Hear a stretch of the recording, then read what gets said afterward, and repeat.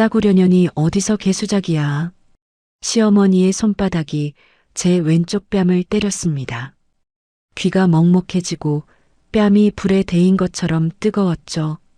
근데요, 진짜 무서웠던 건 그 다음이에요. 남편이 바로 뒤에 앉아 있었거든요. 숨소리 하나 안 냈습니다. 의자 삐걱 소리도 없었어요. 2년 동안 이 집안에서 살림하고 아이까지 잃었는데 이혼하라며 뺨을 때리는 시어머니 앞에서 남편은 돌멩이처럼 앉아 있었습니다. 그래요, 저 참았죠. 근데 그 사람들이 몰랐던 게 하나 있어요. 제 아버지가 현직 대법관이라는 거. 며칠 뒤 시댁은 알거지가 됐어요. 그동안 무슨 일이 있었는지 알려드릴게요. 결혼식 전날 밤이었습니다. 아버지의 서재에는 오래된 가죽 의자 냄새와 함께 은은한 스탠드 불빛만 켜져 있었죠. 저는 아버지 맞은편에 앉아 내일 입을 드레스 생각 대신 엉뚱한 기억을 떠올리고 있었습니다. 하윤아. 아버지 윤정호가 책상 위 찻잔을 내려놓으며 입을 열었습니다. 내일 시댁 식구들한테 아버지 얘기 나오면 어떻게 할 거냐? 늘 그랬던 것처럼요.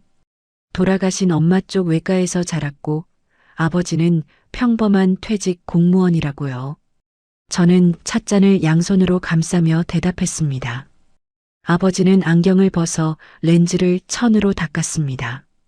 그 손끝이 아주 잠깐 멈추는 걸 저는 보았죠. 굳이 아버지 이름을 꺼낼 필요 없다. 내 곁에 끝까지 남는 사람이 진짜니까. 알아요, 아빠. 저는 고개를 끄덕이며 웃었습니다. 서하윤. 어머니의 성을 따라 살아온 이름. 외할머니 손에서 자라며 자연스럽게 붙은 성이었고 덕분에 세상 누구도 저를 대법관의 딸로 알아보지 못했습니다. 내일도 마찬가지일 거예요. 평범한 중소기업 사무직 출신의 딸. 그게 내일 시댁 앞에 설 저의 얼굴이었습니다. 다음 날 결혼식장은 시어머니 최순자의 목소리로 가득 찼습니다. 어머, 신랑 측 하객이 벌써 20테이블이 넘네. 우리 도연이 인맥 좀 봐. 최순자가 하객 명부를 손가락으로 짚어가며 세더니 고개를 획 돌려 신부 측을 후쳤습니다. 신부 측 테이블은 8개. 외숙모가 돌아가신 어머니를 대신해 하객들에게 인사를 하고 있었는데 최순자가 성큼 다가갔습니다. 아이고, 사돈 쪽은 좀 쓸쓸하시네요. 뭐 형편이 다 다른 거니까. 외숙모의 얼굴이 굳었습니다. 저는 대기실에서 부케를 쥔 손에 힘을 주며 그 말을 삼켰습니다. 첫 번째 모욕.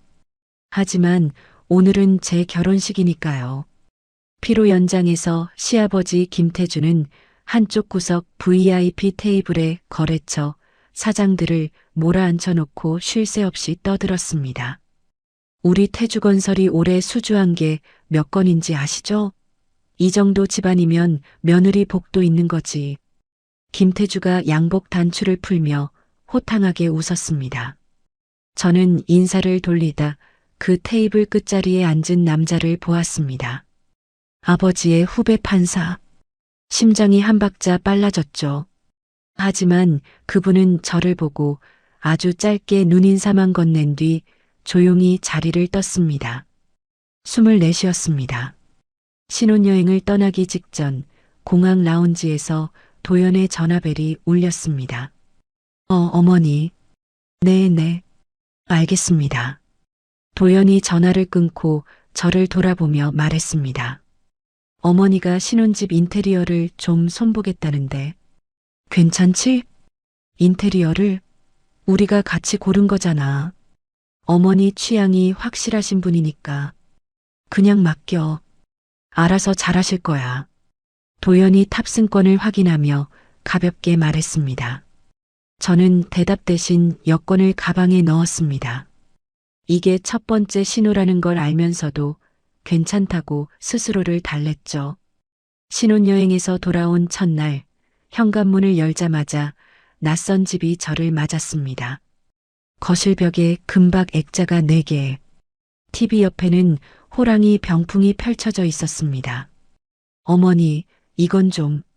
시어른이 해준 건 감사히 받는 거야. 뭐가 불만이야? 최순자가 소파 팔걸이를 툭 치며 저를 잘라버렸습니다. 도연은 캐리어를 끌고 안방으로 들어가며 한마디도 하지 않았습니다. 첫 명절이 왔습니다. 새벽 4시에 일어나 전을 부치고 나물을 무치고 국을 끓였습니다. 최순자와 시누이 수비는 거실 소파에 나란히 앉아 TV를 보고 있었죠. 이 깻잎전 좀 봐. 기름을 얼마나 넣은 거야, 질척하니. 최순자가 젓가락으로 전을 집어들었다 탁 내려놓으며 말했습니다. 친정에서 제사도 안 지냈나 봐. 손맛이라는 게 없어. 저는 앞치마를 움켜쥐며 부엌에 서 있었습니다. 거실에서 TV 소리가 흘렀고 도연은 리모컨을 누르며 채널을 돌리고 있었습니다. 다음 날 절친 소라와 점심을 먹었습니다. 야, 서아윤. 너 아버지가 누군데 그 시어머니한테 그렇게 당하고 있어? 한마디만 하면 그 입 바로 다칠 텐데. 소라가 숟가락을 내려놓으며 답답한 얼굴로 저를 봤습니다. 나는 내 배경이 아니라 나를 봐주는 사람들이랑 살고 싶어. 그 남편이라는 인간이 너를 봐주기는 하냐고. 저는 대답하지 못했습니다. 국물만 한 숟갈 떴죠. 6개월이 지났습니다.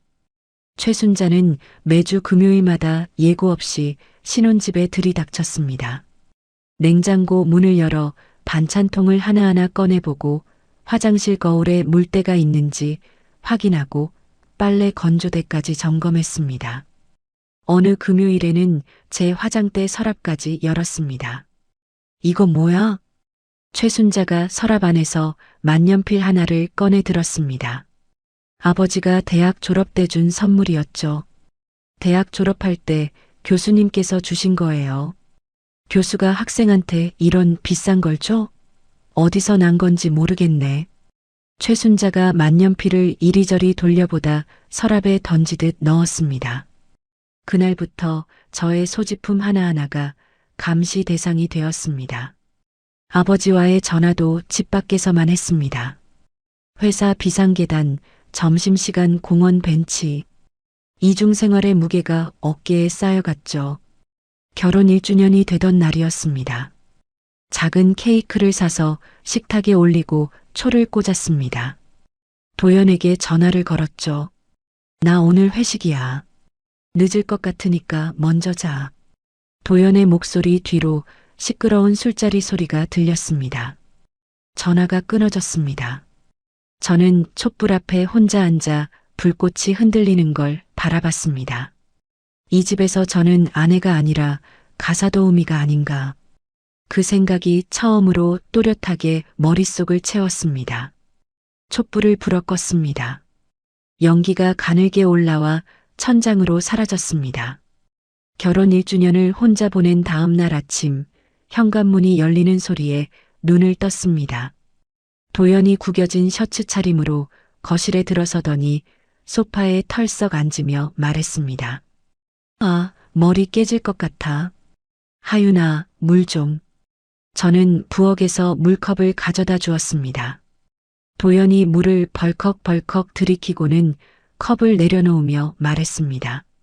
아, 그리고 어머니한테 전화 왔었는데 요즘 반찬이 좀 부실하대. 가짓수를 좀 늘려봐. 저는 도연의 얼굴을 내려다보았습니다. 어젯밤 기념일 얘기는 한마디도 없었죠. 케이크는 아직 식탁 위에 그대로 있었고 꺼진 초가 하얀 크림 위에 쓰러져 있었습니다. 기념일을 잊은 것보다 이 한마디가 가슴에 더 깊이 박혔습니다. 결혼 1년 반이 지났을 무렵이었습니다.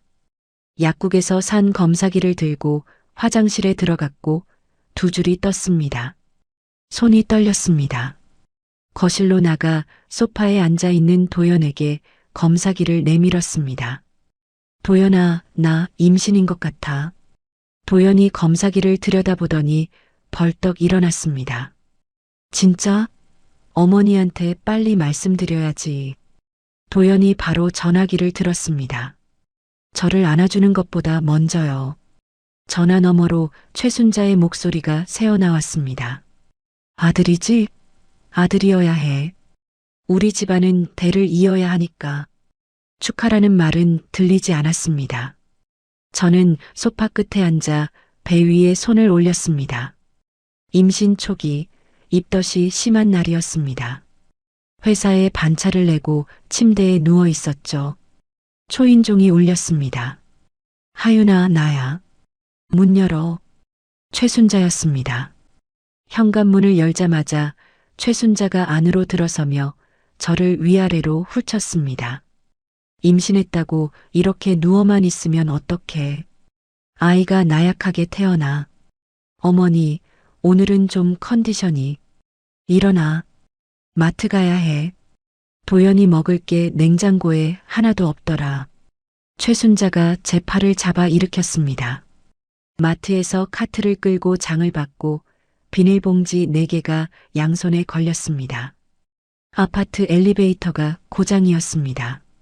계단을 한층 한층 올라가는데 아랫배가 단단하게 당기는 느낌이 왔습니다. 난간을 잡고 멈춰섰죠. 왜 또 그래? 젊은 게 힘이 없어서야. 최순자가 한층 위에서 내려다보며 혀를 찼습니다. 저는 이를 악물고 다시 계단을 올랐습니다. 며칠 뒤 회사에서 보고서를 쓰고 있었습니다. 갑자기 의자 아래가 축축해지는 느낌이 들었습니다. 내려다보니 치마에 빨간 얼룩이 번지고 있었죠. 소라가 제 얼굴을 보더니 벌떡 일어났습니다. 하윤아, 하윤아, 괜찮아? 잠깐만 구급차 부를게. 그 뒤로는 천장의 하얀 형광등과 들것의 흔들림만 기억납니다. 병원 침대에 누워 의사의 입을 바라봤습니다. 보호자분, 아기 심장 박동을 잡을 수가 없습니다. 수술 동의서에 서명해 주셔야 합니다. 보호자, 옆에는 아무도 없었습니다. 도연에게 전화를 걸었습니다. 신호음만 길게 울렸습니다. 1번, 2번, 3번. 받지 않았습니다. 저는 떨리는 손으로 동의서에 제 이름을 썼습니다. 마취에서 깨어났을 때 병실 의자에 소라가 앉아 있었습니다. 소라의 눈이 벌겋게 부어 있었죠. 도연이한테 연락했어. 회의 중이래. 회의 중이라고. 소라가 주먹을 떨며 말했습니다. 저는 천장을 바라봤습니다. 배 위에 올린 손이 텅 비어 있었습니다. 이 순간에도 남편은 없었습니다. 이틀 뒤 퇴원하던 날이었습니다. 병원 지하 주차장에서 아버지가 서 계셨습니다. 검은 코트 주머니에 손을 넣고 기둥 옆에 기대어 있다가 저를 보자마자 2 팔을 벌렸습니다. 아버지의 가슴에 얼굴을 묻었을 때 등을 감싸는 손이 미세하게 떨리고 있었습니다. 괜찮아요, 아빠. 제가 선택한 결혼이에요. 아버지는 아무 말 없이 제 등을 2번 토닥였습니다. 저는 아버지를 돌려보내고 혼자 택시를 탔습니다. 퇴원 후 시댁에 인사를 갔습니다. 최순자가 거실 상자에 앉아 저를 기다리고 있었죠. 위로의 말이 나올 거라고는 기대하지 않았지만 그래도 이 정도일 줄은 몰랐습니다. 그러게 몸 관리를 못하니까 이렇게 되는 거야. 내 아들 핏줄을 벌써 하나 날려먹었어. 최순자가 무릎 위에 놓은 손으로 소파를 탁 치며 말했습니다. 수빈이 옆에서 작게 입을 열었습니다. 엄마, 그건 좀 심하지 않아? 최순자가 고개를 돌려 수빈을 노려봤습니다. 수빈은 바로 시선을 바닥으로 떨어뜨렸죠. 그날 저녁 집에 돌아온 도연이 침대 끝에 걸터 앉으며 말했습니다. 어머니가 원래 그런 분이잖아. 좀 이해해줘. 도연아? 저는 이불 위에 앉은 채 도연의 등을 바라보며 물었습니다.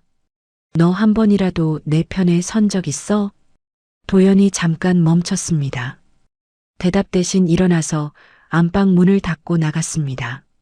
문이 딸깍 닫히는 소리가 대답이었죠. 1달이 지났습니다. 몸을 추스르며 복직을 준비했습니다. 그 사이 시댁 친척 모임에 불려갔을 때 이목벌 되는 분들이 저를 둘러싸고 고개를 기울이며 쳐다봤습니다. 아이고, 몸이 약하면 고생이지. 젊은데 다음에 또 기회 있을 거야. 그 동정 어린 눈빛들 속에서 저는 알았습니다. 최순자가 뭐라고 소문을 냈는지. 이 집안에서 저는 아이를 못 가지는 며느리로 규정된 겁니다. 복직 첫날 사무실 책상 위에 커피 한 잔과 메모지가 놓여 있었습니다. 소라의 둥글둥글한 글씨였죠. 힘내. 넌 네가 생각하는 것보다 강한 사람이야. 코끝이 시큰했습니다. 하지만 고개를 들고 모니터를 켰습니다. 아직은 포기하지 않겠다고, 도연에게 남은 가능성을 한 번만 더 믿어보겠다고. 저는 키보드 위에 손을 올리며 스스로를 다독였습니다. 복직 후 2달이 지난 토요일이었습니다. 오전에 밀린 빨래를 돌리고 있는데 초인종이 울렸습니다. 현관 도어폰 화면에 최순자가 보였고 옆에 낯선 여자가 서 있었습니다. 문을 열자 최순자가 그 여자를 앞세우며 들어왔습니다. 하윤아, 손님이야. 거실 좀 치워. 저는 급히 빨래 바구니를 옮기고 거실을 정리했습니다. 최순자가 소파 가운데 앉고 그 여자가 어색한 자세로 옆에 걸터 앉았습니다.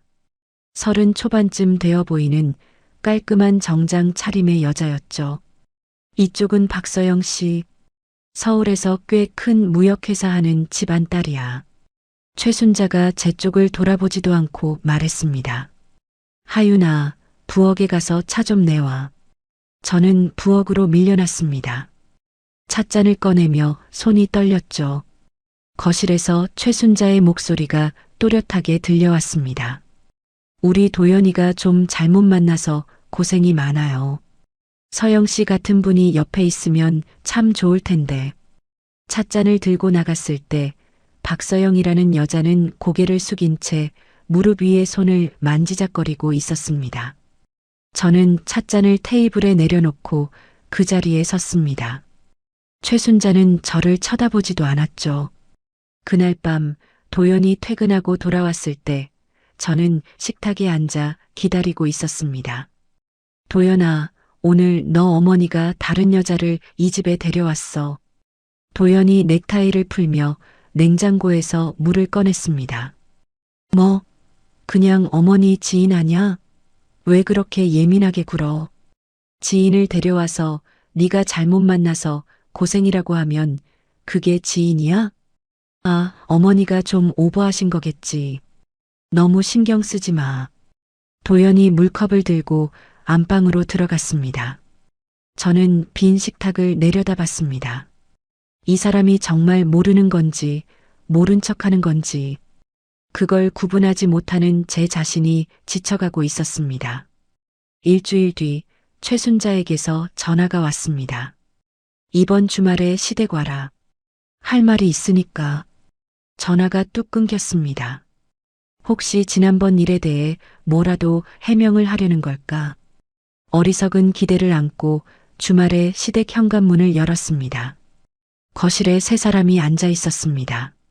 최순자가 상좌에, 김태주가 옆자리에, 도연이 맞은편에. 3사람 모두 입을 다문 채 무표정한 얼굴로 저를 바라봤습니다. 공기가 무거웠죠. 앉아. 최순자가 턱으로 빈자리를 가리켰습니다. 저는 소파 끝에 앉았습니다. 최순자가 테이블 위로 서류 봉투 하나를 밀어놓았습니다. 이혼해. 넌 이 집안에 맞지 않아. 심장이 한 박자 멈추는 것 같았습니다. 아이도 못 낳는 며느리는 필요 없어. 깔끔하게 정리하자. 최순자가 팔짱을 끼며 말했습니다. 김태주는 고개를 숙인 채 바닥만 바라보고 있었고 도연은 창밖으로 고개를 돌리고 있었습니다. 저는 도연을 봤습니다. 도연아? 도연이 천천히 고개를 돌렸습니다. 너는 어떻게 생각하는데? 도연의 입술이 움직이지 않았습니다. 3초, 5초, 10초. 시계 소리만 거실에 울렸습니다. 도연이 입을 열었습니다. 일단 어머니 말씀도 들어보자. 그 한마디였습니다. 2년 동안 제가 붙잡고 있던 모든 것이 그 침묵과 한마디에 끊어졌습니다. 저는 서류 봉투를 밀어내며 자리에서 일어났습니다. 이혼은 하지 않겠습니다. 최순자의 눈이 커졌습니다. 소파에서 벌떡 일어나더니 저를 향해 한 걸음 다가왔습니다. 뭐, 이 싸구려년이 어디서 개수작이야.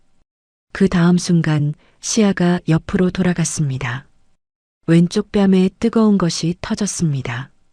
귀가 먹먹해지고 거실이 조용해졌습니다.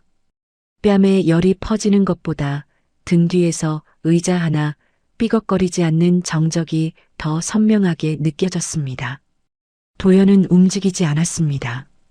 여보, 그건 좀. 김태주가 중얼거렸습니다.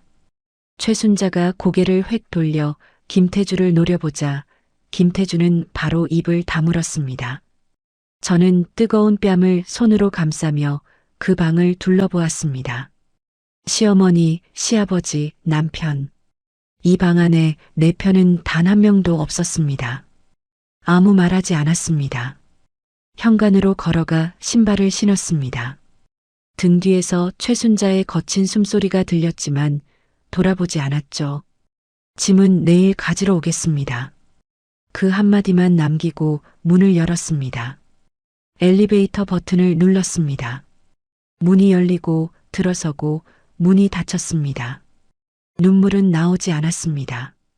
이상할 만큼 차가운 것이 머릿속을 채우고 있었죠. 핸드폰을 꺼냈습니다. 아빠, 나 집에 갈게요.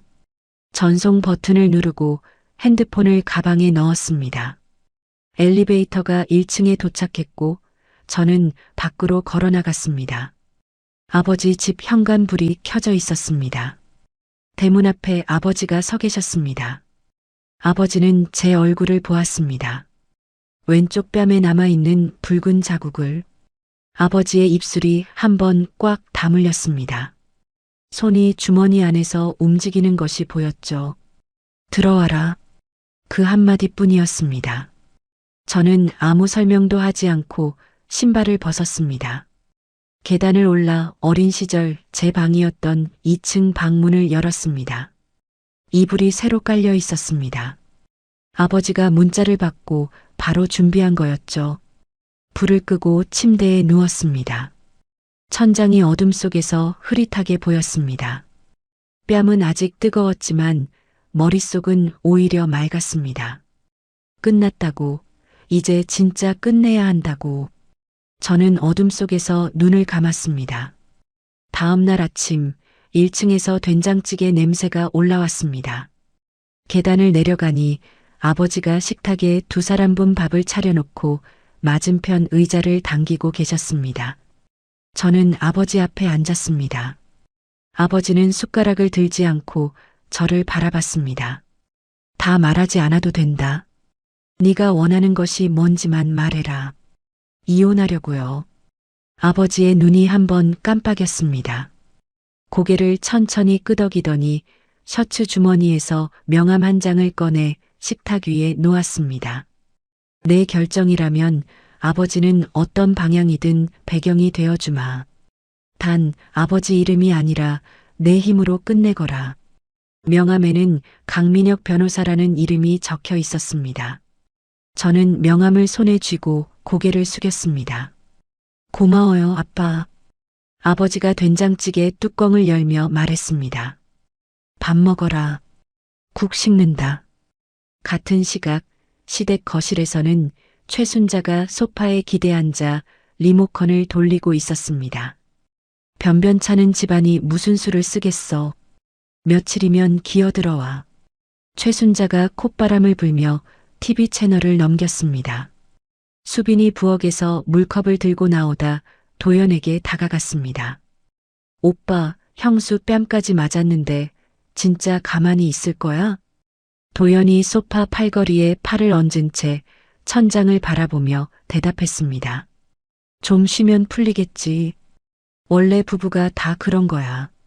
수빈이 입술을 깨물며 고개를 저었지만 더 말하지 못하고 자기 방으로 들어갔습니다. 이틀 뒤 저는 강민혁 변호사 사무실을 찾았습니다. 강 변호사는 30 중반쯤 되어 보이는 안경을 쓴 단정한 인상의 남자였습니다. 회의실 테이블에 마주 앉자 강 변호사가 수첩을 펼쳤습니다. 서하윤 씨, 결혼 생활 동안 있었던 일을 시간 순서대로 말씀해 주시겠습니까? 저는 처음부터 이야기했습니다. 결혼 초기 시어머니의 모욕, 매주 금요일 예고 없는 방문과 감시, 임신 중 강제 외출, 유산 그리고 뺨. 강 변호사가 펜을 멈추고 저를 봤습니다. 혹시 시어머니의 폭언이나 폭행에 대한 증거가 있으십니까? 녹음이라든지 문자라든지. 있어요. 저는 핸드폰을 꺼내 파일 목록을 보여줬습니다. 결혼 초기부터 습관처럼 남겨둔 녹음 파일 12개, 문자 메시지 스크린샷 23장. 강 변호사가 파일 목록을 확인하더니 고개를 끄덕였습니다. 이 정도면 충분합니다. 유책 사유로 정리할 수 있습니다. 사무실을 나서며 가슴속이 조금 가벼워지는 걸 느꼈습니다. 처음으로 제 손에 무기가 생긴 기분이었죠. 그 주부터 시댁에는 미묘한 변화가 시작되고 있었습니다. 태주건설과 거래하던 하청업체 두 곳에서 갑자기 계약 조건을 다시 보자고 연락해 온 겁니다. 김태주가 사무실에서 전화를 받으며 이마를 찌푸렸습니다. 아니, 왜 갑자기? 3년 동안 잘해왔으면서. 상대방의 대답을 듣고 김태주가 전화를 끊으며 의자 등받이에 기대었습니다. 이것이 며느리의 이탈과 관련 있다는 건 아직 짐작하지 못하는 얼굴이었죠. 며칠 뒤 저는 신혼집에 짐을 빼러 갔습니다. 소라에게 동행을 부탁했고 소라가 운전대를 잡고 와줬습니다. 현관 비밀번호를 누르고 들어가 옷장을 열었습니다. 옷가지와 개인 물품만 가방에 넣었습니다. 서재 문이 열리며 도연이 나왔습니다. 며칠 사이 눈 밑에 그늘이 져 있었죠. 하윤아, 이러지 말고. 한 번만 더 얘기하자. 저는 가방 지퍼를 잠그며 도연을 봤습니다. 얘기할 시간은 내 어머니가 내 뺨을 때리기 전에 있었어. 도연의 입이 열렸다 다물렸습니다. 저는 가방을 들고 현관으로 향했습니다. 소라가 문 앞에서 기다리고 있었고 저는 뒤돌아보지 않고 문을 닫았습니다. 짐을 옮기고 난 주말이었습니다. 아버지 집 1층 거실을 지나다 서재 문이 살짝 열려 있는 것을 보았습니다. 아버지는 외출 중이었죠. 문틈 사이로 책상 위에 서류 뭉치가 보였습니다. 지나치려다 서류 위에 적힌 글씨가 눈에 들어왔습니다. 태주건설. 발걸음이 멈췄습니다. 공공아파트 사업의 인허가 관련 건이 대법원에 올라와 아버지 재판부에 배당 예정이라는 내용이었습니다. 등에 찬 것이 흘렀습니다. 저는 서류에서 눈을 떼고 서재 문을 닫았습니다. 아버지에게 이 건에 대해서는 한마디도 꺼내지 않기로 했습니다. 다음 주 월요일 오후 제 핸드폰이 울렸습니다. 최순자였습니다. 도연이가 밥을 안 먹어. 마누라라는 년이 집을 나가면 남편 밥은 누가 챙겨? 당장 돌아와. 저는 책상 앞에 앉은 채 조용히 대답했습니다. 어머니, 이혼 소송 서류를 곧 보내드리겠습니다. 앞으로 연락은 변호사를 통해 해주십시오. 전화를 끊었습니다. 손이 떨리지 않았습니다. 그 시각 시댁에서는 최순자가 전화기를 내려다보며 굳은 얼굴을 하고 있었습니다. 김태주가 서재에서 나와 아내의 표정을 보고 물었습니다. 왜 그래? 뭐래? 소송을 한대. 이혼 소송? 뭐? 김태주가 멈춰섰습니다. 그 집안도 없는 년이 변호사 쓸 돈이 어딨어? 허세겠지. 최순자가 전화기를 소파 위에 던지며 말했지만 김태주의 얼굴은 이미 굳어 있었습니다. 여보, 이거 생각보다 복잡해질 수 있어. 요즘 회사 자금도 빠듯한데. 최순자가 고개를 돌려 김태주를 봤습니다. 김태주가 처음으로 불안한 얼굴을 하고 있었죠. 같은 주 도연에게 전화가 한 통 왔습니다. 고등학교 동창 장현우였습니다. 야, 도연아. 너 혹시 장인어른 성함이 뭐야? 장인? 하윤이 아버지? 윤 씨인데 그냥 퇴직한 공무원이야. 왜? 아니, 법원 안에서 좀 이상한 소문이 도는 것 같아서. 아닌가 보다. 됐어. 도연이 전화를 끊고 핸드폰을 내려다봤습니다. 하윤의 아버지, 윤 씨, 퇴직 공무원. 그게 전부였습니다.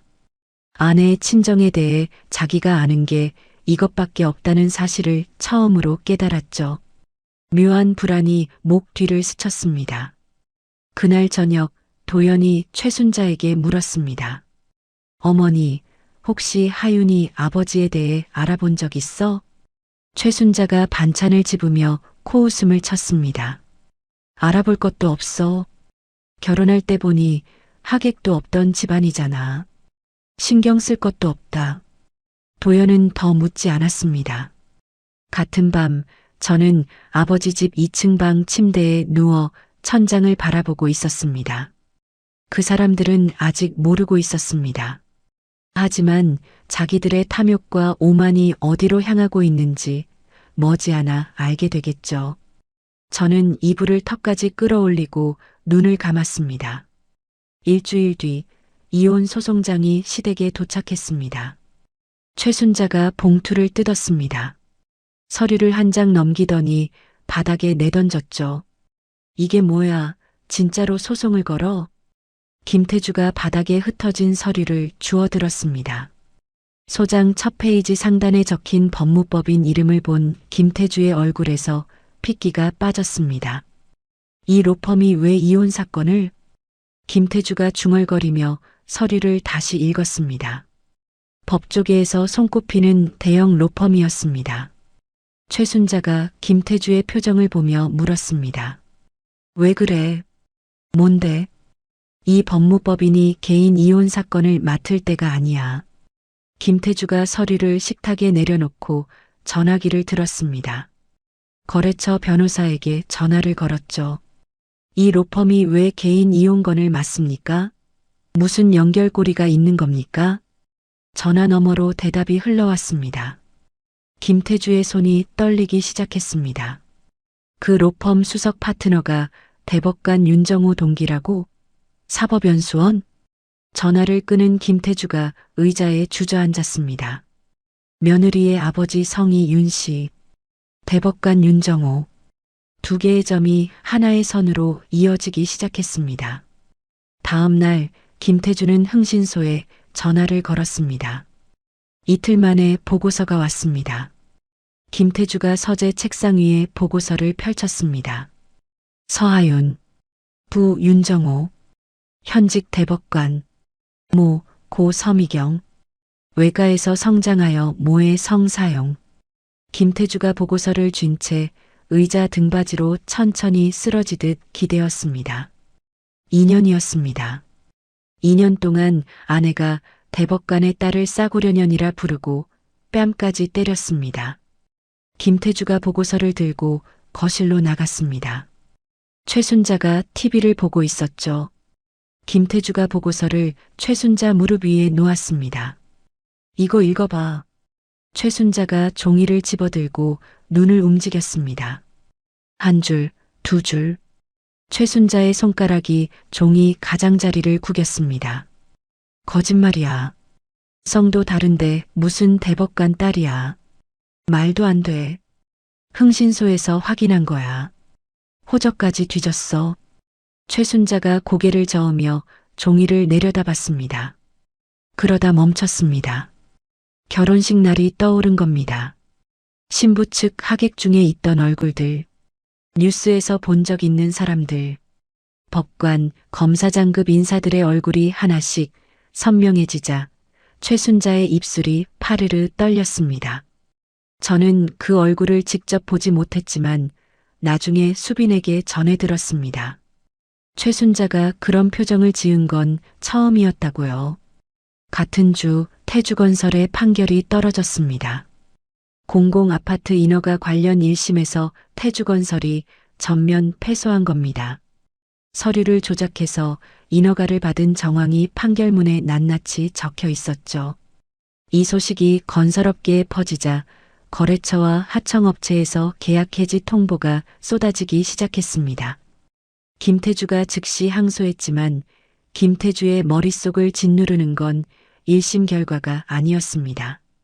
항소심에서도 지면 그 위는 대법원이었습니다. 대법원에는 윤정호 대법관이 있었죠.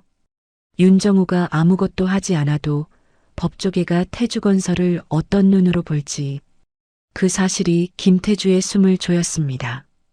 도연에게서 전화가 왔습니다. 제 핸드폰 화면에 도연의 이름이 떴을 때 잠시 전화기를 들여다보다 받았습니다. 하윤아. 도연의 목소리가 갈라져 있었습니다. 나 좀 만나자. 아버지 회사 일이 있는데 내 아버지한테 말 좀 해줄 수 없어? 저는 창밖을 바라보며 입을 열었습니다. 나는 네가 내 뺨을 감싸줄 때를 기다렸어. 근데 너는 회사가 위험하니까 전화한 거잖아. 하윤아, 그게 아니라. 저는 전화를 끊었습니다. 핸드폰을 책상 위에 내려놓고 한동안 가만히 앉아 있었습니다. 며칠 뒤 수빈에게서 연락이 왔습니다. 카페에서 만났죠. 수빈의 눈이 퉁퉁 부어 있었습니다. 형수, 솔직히 우리 엄마가 잘못한 거 나도 알아. 수빈이 커피잔을 양손으로 감싸며 말했습니다. 근데 아빠 회사가 무너지면 우리 가족 전부 길에 나앉아. 나도 어떻게 해야 할지 모르겠어. 수빈의 눈에서 물기가 흘렀습니다. 저는 냅킨을 건네며 조용히 말했습니다. 수빈아, 나도 이 집안 가족이었어. 근데 아무도 나를 지켜주지 않았잖아. 수빈이 냅킨으로 눈을 누르며 고개를 떨구었습니다. 저는 더 말하지 않았습니다. 그 무렵 건설업계 온라인 게시판과 기자들 사이에 소문이 퍼지기 시작했습니다. 태주건설 사장 며느리가 대법관 딸이었는데 시어머니에게 뺨 맞고 이혼 소송 중. 한 경제지 기자가 대법원에 코멘트를 요청했고 돌아온 답변은 한 줄이었습니다. 대법관 개인의 사적 사안에 대해서는 답변하지 않겠습니다. 그 짧은 공식 답변이 오히려 기사의 신빙성을 높여버렸죠. 기사가 올라온 날 저녁 아버지가 서재에서 저를 불렀습니다. 기사가 나갔으니 앞으로 내 일상이 불편해질 수 있다. 아버지가 안경을 벗으며 말했습니다. 저는 서재 문에 기대서며 대답했습니다. 아빠, 나 도망 안 가요. 내가 시작한 일은 내가 끝낼게요.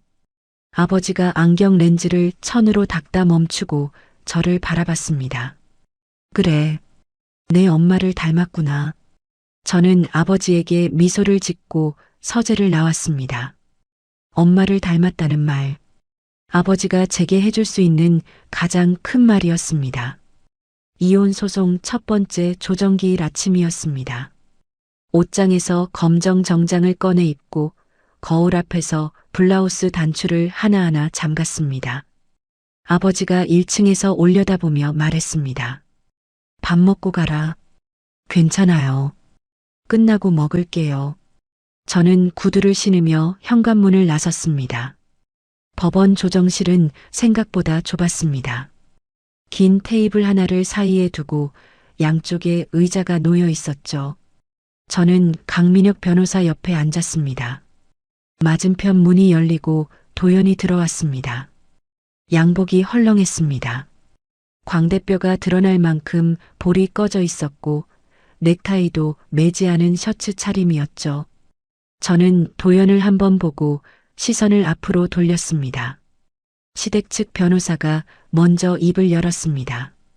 원만한 합의를 원합니다. 위자료는 성의껏 지급할 테니 이혼 사유에서 폭행 관련 부분을 제외해 주시면 감사하겠습니다. 강 변호사가 가방에서 서류 파일을 꺼냈습니다. 테이블 위에 하나씩 놓으며 말했습니다.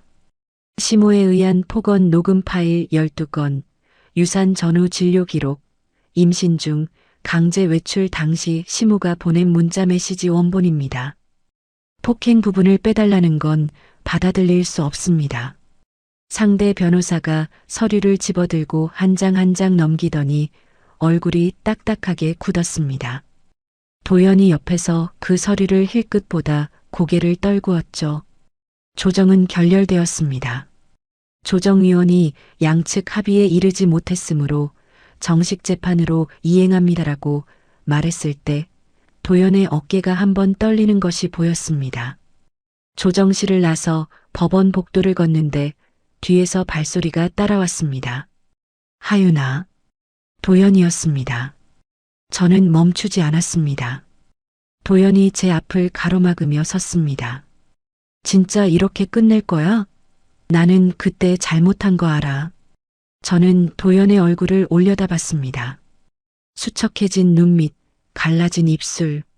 한때 이 사람을 믿었던 시간이 스쳤지만 그뿐이었습니다. 아는 것과 막았어야 하는 건 다른 거야. 도연의 손이 허공에서 멈췄습니다. 저는 도연의 옆을 지나 복도 끝으로 걸어갔습니다.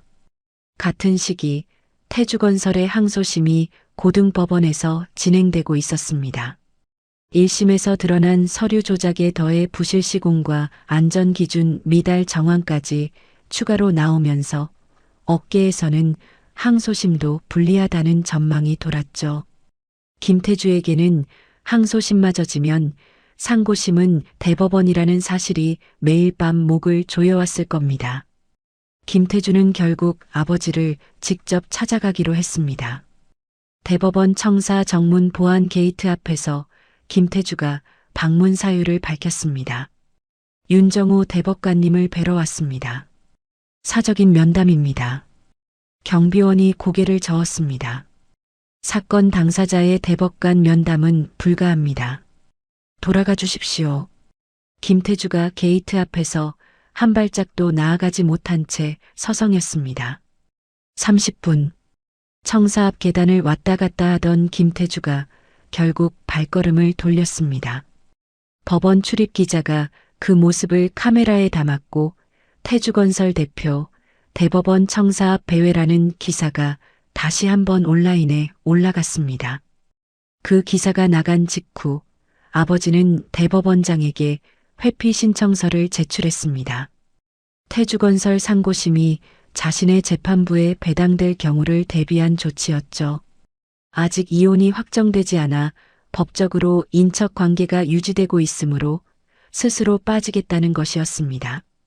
수빈을 통해 그 소식을 전해 들었을 때 저는 고개를 끄덕였습니다. 아버지다운 판단이었죠. 아버지가 빠져도 나머지 대법관들이 원칙대로 판결할 것이고 그것은 시댁에게 어떤 봐주기도 없다는 뜻이니까요. 법조계에서는 금방 전망이 나왔습니다. 윤정호 대법관이 빠졌으니 다른 대법관들이 오히려 더 엄격하게 볼 거라는 이야기였죠. 특혜 시비에 휘말리고 싶은 사람은 아무도 없으니까요. 태주건설에게는 아버지가 빠진 것이 최악의 결과가 된 셈이었습니다. 시댁의 자금줄이 거의 막힌 어느 저녁이었습니다. 2층 방에서 책을 읽고 있는데 아래층에서 인터폰 벨이 연달아 울렸습니다. 1번, 2번, 3번, 4번. 벨 사이로 목소리가 스피커를 타고 새어 들어왔습니다. 사돈어른 잘못했습니다. 한 번만 봐주십시오. 제가 잘못했습니다. 최순자였습니다. 아버지는 응답하지 않았습니다. 저는 창문으로 다가가 커튼을 살짝 벌렸습니다. 대문 앞에 최순자가 서 있었습니다. 코트 자락이 바람에 흔들렸고 잠시 뒤 최순자가 무릎을 꿇었습니다. 콘크리트 바닥 위에 두 무릎을 대고 고개를 숙인 채 인터폰을 향해 계속 말했습니다. 사돈어른 제발이요. 한 번만요. 아무 응답도 없었습니다. 10분쯤 지났을까? 최순자가 무릎을 짚고 일어나 비틀거리며 돌아갔습니다. 저는 커튼을 놓고 창문에서 물러났습니다. 저녁 식사 때 아버지가 먼저 말을 꺼냈습니다. 네가 원하면 만나줄 수도 있다. 저는 젓가락을 내려놓으며 대답했습니다. 아빠, 저 사람들이 찾는 건 용서가 아니라 구원이에요. 나는 그걸 줄 이유도 의무도 없어요. 아버지가 국그릇을 들었다 내려놓으며 잠시 저를 바라봤습니다. 고개를 한번 끄덕이고 다시 식사를 이어갔습니다. 그날 밤 소라에게 전화를 걸었습니다. 소라야, 이상하게 시원하지가 않아. 그게 정상이야. 소라가 바로 대답했습니다. 넌 복수를 한 게 아니라 정리를 한 거니까. 시원할 게 뭐가 있어. 전화를 끊고 침대에 누웠습니다. 옆에 이혼 소송 서류 파일이 놓여 있었습니다. 파란 표지의 두꺼운 파일. 저는 그것을 잠시 바라보다 손을 뻗어 불을 껐습니다. 이혼 재판 선고일이었습니다. 법원 정문을 지나 복도를 걸을 때 심장이 빠르지도 느리지도 않게 뛰었습니다. 법정 문을 열고 들어서자 피고 측 자리에 도연이 앉아 있었습니다. 넥타이도 없는 구겨진 셔츠, 며칠 감지 않은 듯한 머리카락. 방청석에는 최순자가 있었습니다. 며칠 사이에 10년은 늙어 보였죠. 볼이 꺼지고 입술이 바짝 말라 있었습니다. 저는 두 사람을 한번 바라보고 시선을 판사에게 고정했습니다. 판사가 판결문을 읽기 시작했습니다. 피고 측의 심호에 의한 폭행 및 지속적 모욕, 피고의 방관은 혼인을 지속하기 어려운 중대한 사유에 해당합니다. 원고의 청구를 인용합니다. 위자료와 재산 분할 금액이 읽혔습니다. 제가 청구한 금액이 거의 그대로 인정되었죠. 도연이 고개를 떨구었습니다. 양손을 무릎 위에 올린 채 한동안 일어나지 못했습니다. 방청석에서 최순자가 입을 손으로 막는 소리가 들렸습니다. 법정을 나서는 복도에서 최순자가 제 앞을 가로막았습니다. 눈가가 붉었고 입술이 떨리고 있었죠. 하윤아, 아니야가. 저는 멈춰 섰습니다. 최순자를 내려다봤습니다. 어머니, 2년 동안 한 번도 그렇게 불러주신 적 없으시잖아요. 최순자의 입이 벌어졌다 다물렸습니다. 저는 최순자의 옆을 지나 복도 끝으로 걸어갔습니다. 뒤에서 흐느끼는 소리가 들렸지만 돌아보지 않았습니다. 이혼이 확정되고 6개월이 지났습니다. 태주건설 항소심에서도 패소 판결이 나왔습니다. 인허가 취소와 함께 부실 시공에 대한 고발이 이어졌고 김태주는 수사 대상이 되었습니다. 회사 계좌가 동결되기 시작했죠. 김태주가 대법원에 상고했지만 아버지는 이미 회피한 상태였습니다. 나머지 재판부 대법관들은 하급심 판결을 그대로 유지하며 상고를 기각했습니다. 태주건설의 인허가 취소가 최종 확정되었죠. 사업 기반 자체가 사라진 겁니다. 상고 기각 후 약 1년에 걸쳐 태주건설은 파산 신청을 했습니다. 최순자가 그토록 자랑하던 강남 아파트가 경매로 넘어갔습니다. 외제차도 마찬가지였죠. 최순자는 친척집 반지하에 얹혀 살게 되었다는 소식이 전해졌습니다. 도연의 근황은 소라를 통해 들었습니다. 어느 날 점심을 먹다 소라가 젓가락을 내려놓으며 말했습니다. 도연이 배달 시작했대. 배달? 아버지 회사 비리에 이름이 올라가 있으니까 어디서도 안 받아주는 거지. 결국 배달 앱에 등록해서 오토바이 타고 다닌대. 저는 국물을 한 모금 떠먹고 아무 말하지 않았습니다. 소라도 더 말하지 않았죠. 어느 날 수빈에게서 전화가 왔습니다. 받자마자 울먹이는 소리가 들렸습니다. 형수, 아니 언니. 아빠가 구속됐어. 저는 잠시 말을 멈췄습니다. 창밖을 바라보다 입을 열었습니다. 수빈아, 나는 더 이상 그 집안 사람이 아니야. 하지만 네가 힘들면 커피 한 잔은 살게. 수빈이 한참을 울었습니다. 숨을 고르더니 작은 목소리로 말했습니다. 언니는 나쁜 사람이 아니었는데 우리 가족이 나빴어. 저는 전화기를 귀에 대고 가만히 있었습니다. 수빈이 울음을 그치기를 기다렸다가 조용히 전화를 끊었습니다. 김태주 구속 소식이 뉴스에 나온 날 인터넷에서는 대법관 딸 모르고 뺨 때린 시어머니 기사가 다시 올라왔습니다. 댓글이 수천 개 달렸죠. 대부분 시어머니 자업자득이라는 반응이었습니다. 저는 댓글창을 스크롤하다 하나에 멈췄습니다. 대법관 딸이 아니었어도 이 폭력은 잘못이다. 핸드폰을 내려놓았습니다. 그 말이 맞았습니다. 대법관 딸이어서가 아니라 사람이니까 맞으면 안 되는 거였죠. 그런데 세상은 대법관 딸이었기 때문에 관심을 가졌습니다. 씁쓸한 맛이 입안에 퍼졌습니다. 그날 저녁 아버지와 식탁에 마주 앉았습니다. 아버지는 평소와 다름없이 반찬을 짚고 국을 떠먹었습니다. 김태주 구속건에 대해 한마디도 하지 않았죠. 저는 밥을 한 숟갈 뜨다 말고 입을 열었습니다. 아빠, 이 결과가 아빠 때문이 아니라는 거 알아요. 저 사람들이 스스로 만든 결과라는 것도요. 아버지가 국그릇을 들어 한 모금 마시고 내려놓았습니다. 네가 그걸 아니 다행이다. 그 한마디뿐이었습니다.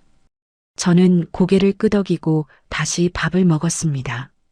식탁 위에는 반찬 접시 4개와 국 2그릇. 아버지와 둘이 마주 앉은 조용한 저녁이었습니다. 이 조용함이 싫지 않았습니다.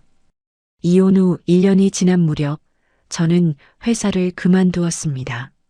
소자본으로 1인 마케팅 컨설팅 사무실을 열었죠. 서울 마포구 작은 오피스텔 한 칸, 책상 하나, 노트북 하나, 커피 머신 하나가 전부였습니다. 첫 달 매출은 47만 원이었습니다.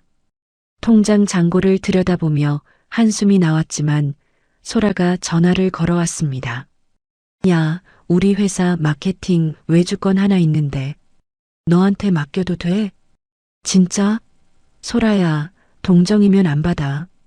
동정이면 내가 우리 팀장한테 결제를 올리겠냐? 네가 잘하니까 맡기는 거야. 소라가 통화 너머로 혀를 차며 말했습니다. 저는 전화기를 쥐고 웃었습니다. 그 프로젝트를 시작으로 조금씩 궤도에 오르기 시작했죠. 어느 날 오후 사무실 문을 노크하는 소리가 났습니다. 문을 열자 낯익은 얼굴이 서 있었습니다. 박서영. 시어머니가 도연에게 소개하려고 신혼집에 데려왔던 그 여자였습니다. 저는 잠깐 멈칫했습니다. 안녕하세요, 서아윤 씨. 갑자기 찾아와서 죄송합니다. 박서영이 명함을 내밀며 말했습니다. 그때 저도 불편했는데 아무 말 못하고 앉아만 있었어요. 죄송했습니다. 저는 명함을 받아들었습니다.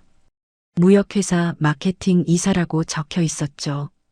사실 저희 회사 마케팅을 맡길 곳을 찾고 있거든요. 정식으로 계약 제안 드리러 왔습니다. 과거의 장면이 머릿속을 스쳤습니다. 최순자가 우리 도연이가 잘못 만나서 고생이라고 말하던 것을, 찻잔을 들고 서 있던 저, 어색하게 고개를 숙이고 있던 박서영. 저는 그 기억을 밀어내고 손을 내밀었습니다. 일은 일이니까요. 들어오세요. 사업이 안정되면서 직원도 2명으로 늘었습니다. 강민혁 변호사는 이혼 소송이 끝난 뒤에도 사업 관련 법률 자문을 맡아줬죠. 사무실 계약서부터 외주 업체와의 분쟁까지 소소한 법률 문제를 챙겨주는 든든한 조력자였습니다. 같은 시기 도연에게서 편지가 왔습니다. 사무실 우편함에 꽂혀 있던 하얀 봉투, 손글씨로 제 이름이 적혀 있었습니다. 사무실 책상에 앉아 봉투를 뜯었습니다. 하윤아, 내 뺨을 맞는 걸 보면서도 어머니 앞에 서지 못한 내가 남편이라고 할 수 있었는지, 매일 배달을 하면서 네가 차려준 밥 한 끼가 얼마나 큰 것이었는지 뒤늦게 알았다. 미안하다. 편지를 끝까지 읽었습니다. 접어서 봉투에 다시 넣었습니다. 답장을 쓰지 않고 책상 서랍에 넣었습니다. 수빈을 통해 최순자의 근황이 전해졌습니다. 반지하에서 건강은 멀쩡하지만 말수가 크게 줄었다고 했습니다. 동네 슈퍼에 가서도 고개를 들지 못하고 예전의 큰 목소리는 온데간데 없다고요. 저는 그 소식을 듣고 고개를 한번 끄덕였습니다. 더 이상 그 사람에 대해 어떤 감정도 쓰지 않기로 했습니다. 사무실 1주년 기념일에 작은 파티를 열었습니다. 소라, 수빈, 새로 합류한 직원 2명. 케이크를 자르고 종이컵에 음료를 따랐죠. 소라가 케이크 한 조각을 접시에 담으며 말했습니다. 1년 전에 짐 빼던 날이 엊그제 같은데 넌 진짜 달라졌다. 저는 종이컵을 들며 대답했습니다. 달라진 게 아니라 원래의 나로 돌아온 거야. 소라가 종이컵을 제 컵에 부딪히며 웃었습니다. 아버지가 정년퇴임을 앞두고 마지막 선고를 마친 날이었습니다. 저는 대법원 청사 정문 앞에서 아버지를 기다렸습니다. 법복을 벗고 나온 아버지가 정문을 통과해 걸어왔습니다. 평소보다 어깨가 가벼워 보였죠. 저는 뒤에 숨겨뒀던 꽃다발을 내밀었습니다. 수고하셨습니다, 대법관님. 아버지가 꽃다발을 받아들며 입꼬리를 올렸습니다. 이제 그냥 내 아빠다. 저는 웃으며 아버지의 팔짱을 꼈습니다. 퇴임식 후 아버지와 단둘이 저녁을 먹었습니다. 동네 고깃집에서 삼겹살을 굽고 소주잔을 기울였죠. 아버지가 고기를 한 점 집어 상추에 올리다 멈추며 말했습니다. 내 결혼을 허락한 것을 후회한 적이 있다. 저는 소주잔을 내려놓고 아버지를 봤습니다. 아빠, 그 결혼이 없었으면 나는 아직도 누군가의 딸이라는 울타리 안에서만 살았을 거예요. 그러니까 후회하지 마세요. 저는 소주잔을 들어 아버지의 잔에 부딪혔습니다. 아버지가 잔을 비우고 고기를 쌈에 싸서 제 접시에 올려주었습니다. 아무 말 없이요. 그것으로 충분했습니다. 집으로 돌아오는 길 차 안에서 라디오를 틀었습니다. 잔잔한 노래가 흘러나왔죠. 창밖으로 서울의 불빛이 스쳐 지나갔습니다. 신호등에 멈췄을 때 처음으로 지난 모든 일이 끝났다는 게 느껴졌습니다. 조용히 편안하게 눈물이 흘렀습니다. 슬픈 눈물은 아니었습니다. 와이퍼처럼 모든 것을 닦아내는 눈물이었죠. 신호가 바뀌었고 저는 눈가를 손등으로 훔치고 엑셀을 밟았습니다. 다음 날 아침 사무실 문을 열었습니다. 커피 머신에 물을 채우고 노트북을 켰습니다. 새 거래처에서 보낸 미팅 요청 메일이 3통 와 있었습니다. 커피가 내려지는 소리를 들으며 모니터를 바라봤습니다. 머릿속에 시댁도, 이혼도, 대법관의 딸이라는 수식어도 없었습니다. 오늘 만날 클라이언트와 내일 마감인 기획서 생각뿐이었죠.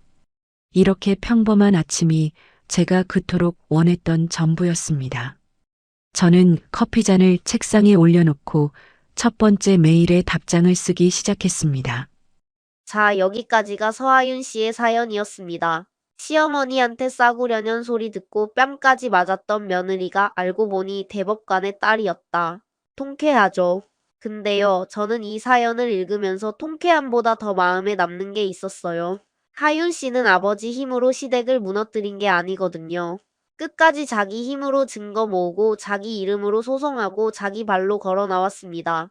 아버지는 그저 원칙을 지켰을 뿐이고 시댁은 자기들이 쌓아 올린 거짓말에 스스로 무너진 거예요. 결국 이 사연은 복수가 아니라 한 사람이 자기 존엄을 되찾은 이야기라고 생각합니다. 늦지 않았습니다. 어떤 나이에서든 나를 지키기로 결심한 그 순간이 새로운 시작이에요. 오늘 사연이 시원하셨다면 구독과 좋아요 꾹 눌러주시고요.